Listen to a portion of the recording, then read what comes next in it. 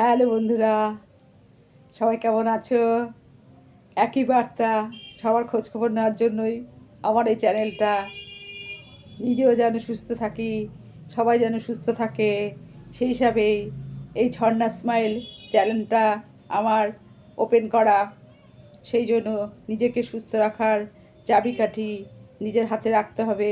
কিন্তু সেটা যদি প্রথম থেকে রাখা যায়, একদম ছোট থেকে অভ্যাস অভ্যাস করা যায়, যেটা আমরা আমাদের জন্মের প্রথমেই মাতৃগর্ভ থেকে আমাদের শুরু হয়, তারপর থেকে আমাদের যেভাবে জীবনযাপন শুরু হয়, যদি আমরা ধরে রাখতে পারি, আমাদের যেমন মাতৃগর্ভে আমরা যখন থাকি তখনই আমাদের হাত পা ছোড়া, নানা রকম এক্সারসাইজ শুরু হয়ে যায়। সেটা কেবল একটা মাই তার গর্ভজাত শিশুর সমস্ত মানে অনুভূতিগুলি ফিল করতে পারে।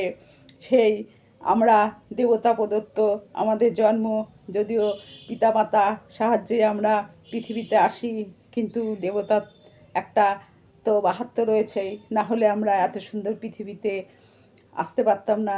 সেইভাবে আমাদের দেবতার ওপর আমাদের আস্থা রেখে এবং যোগব্যায়ামের ওপর আমাদের বিশ্বাস ও আস্থা রেখে আমাদের কিছু না কিছু কার্যকলাপ যদি আমরা সঠিকভাবে করতে পারি, তাহলে অনেক দিক থেকেই আমরা নিজেদের সুস্থ রাখতে পারি।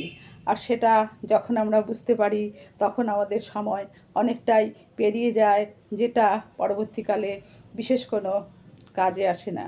যখন আমরা নিজেদের একদম অসহায় মনে করি, তখন আমরা দেবতার দ্বারস্থ হই এবং বিভিন্ন কার্যকলাপ নিয়ে নিজেদের সুস্থ রাখার জন্য চেষ্টা করি ঠিকই, কিন্তু তখন সেটা সঠিক 100% আর পাওয়া যায় না, যেটা আমাদের সবার ক্ষেত্রেই হয়ে থাকে। কিন্তু আমাদের প্রথমেই হচ্ছে উচিত আমাদের ঘরের ছেলে মেয়েদের, বাচ্চাদের প্রথম থেকেই পড়াশোনার সঙ্গে সঙ্গে সেদিকে যুক্ত করা। কিছু না কিছু ভাবে নিজেদের অন্তত মিনিট 15 আধ ঘন্টা বিভিন্ন মেডিটেশন এবং প্রাণায়াম এবং যোগা এক্সারসাইজের সঙ্গে যুক্ত করতে পারলে পরবর্তীকালে যখন তাদের ভেতরে সেটা ঢুকে যায়, তখন তারা নিজেরাই সেদিকে অভ্যস্ত হতে পারে। যদিও আমি নিজেও বলছি ঠিকই, কিন্তু আমি নিজেও অনেক সমস্যার ভুক্তভোগী হয়েই এসব কথাগুলো বলছি।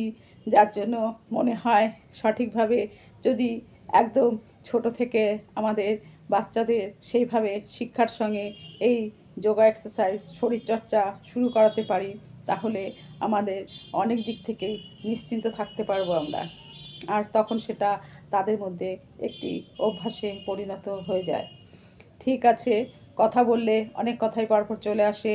আমার চ্যানেলটার নাম ঝর্ণা স্মাইল। এখানে আমি ছোট বড় সকলের জন্য, বিশেষ করে একদম বাচ্চা এবং যারা একদম বয়স্ক, যাদের নানা রকম সমস্যা, তারা অনেক হাঁটাহাঁটি, ছোটাছুটি, লাফালাফি এগুলো তাদের পক্ষে করা সম্ভব হয় না, তাদের জন্যই কিছু কিছু বসে, কিছু দাঁড়িয়ে, কিছু চেয়ারে, এরকম বিভিন্ন পদ্ধতিতে যাতে তারা আরাম পায়, অথচ কোনো রকম সমস্যা থেকে তারা যতটা বেরিয়ে আসতে পারে, সেদিকে নিজেদের মোটামুটি অ্যাক্টিভ রাখতে পারে।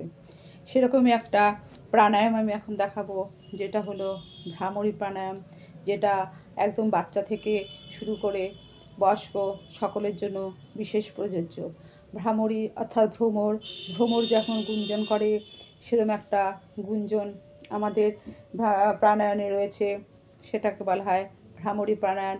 আর সেটা মাথায় একটা ভাইব্রেশন সৃষ্টি হয় সেই গুঞ্জনটার ফলে, আর তখন মাথার নানা রকম সমস্যা দূর হয়ে যায়, রাতের ঘুম ভালো হয়, বাচ্চাদের স্মৃতিশক্তি ভালো হয়, বুদ্ধিমত্তা সম্পূর্ণভাবে ফিরে আসে, মনে শান্তি, একাগ্রতা, এরকম সব কিছুই এই প্রাণায়ামের মাধ্যমে আমাদের ফিরে পাই।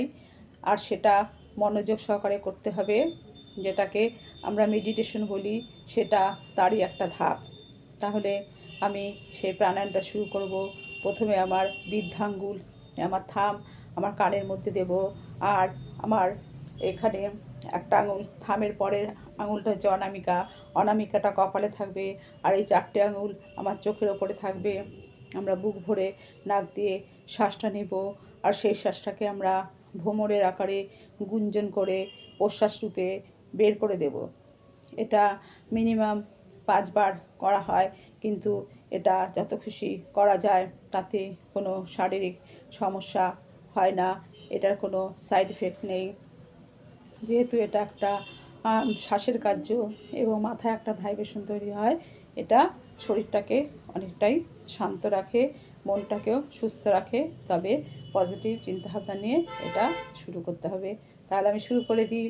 প্রথমে এটা কানে দেব, এটা কপালে দেব, এই 3টা চোখের ওপর দেব, কিন্তু চোখে যেন জোরে চাপ না লাগে সেদিকে খেয়াল রাখতে হবে। বুক ভরে শ্বাস নেব আমি, শ্বাসটা নিয়ে সেটা ভ্রমরের আকারে গুঞ্জন করে প্রশ্বাস আকারে ছাড়তে হবে। আর মাথায় একটা ফিল করতে হবে, মাথায় একটা আমার ভাইব্রেশন একটা হচ্ছে, যেটা আমার মাথার মস্তিষ্ককে অনেক রকম কার্য থেকে আমাদের মানে শক্তিশালী করে, এবং সমস্যা থাকলে সেটাও দূরীভূত হয়ে যায়। তবে একবার বা একদিন করলে হবে না, এটাকে রেগুলারলি দিনে 2বার করে করতে পারলে খুবই ভালো।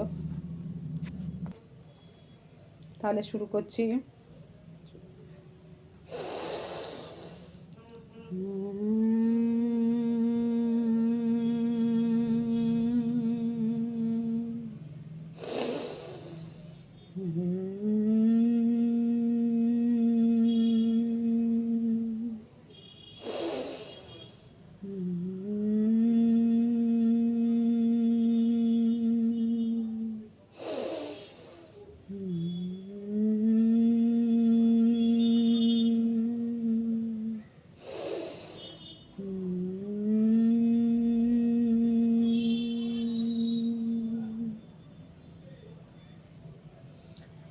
এটা আমি মিনিমাম 5বার করলাম। চোখ এখন খুলবো না। প্রাণায়ামে বলাই হয়েছে হাত গরম করে চোখ খুলতে হয়, যেন চোখে কোনো সমস্যা বা চোখের নার্ভে কোনো সমস্যা না হয়ে যায়। চোখটাকে অনেকক্ষণ বন্ধ রাখার পর হাতটা গরম করে, হাতটা 2 হাতের চেটোর ওপরে চোখের মধ্যে হাতটাকে দিয়ে ধীরে ধীরে নর্মাল ব্রিদিং করে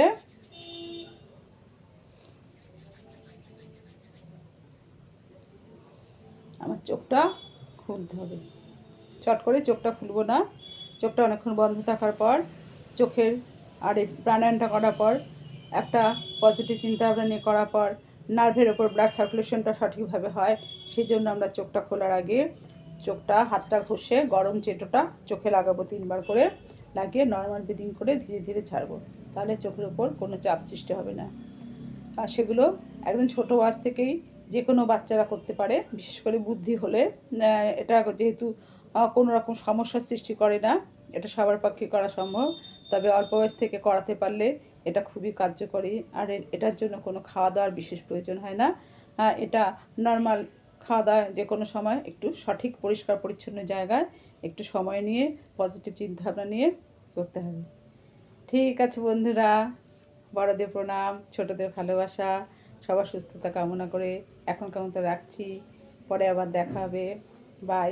সবাই সুস্থ থেকো, ভালো থেকো।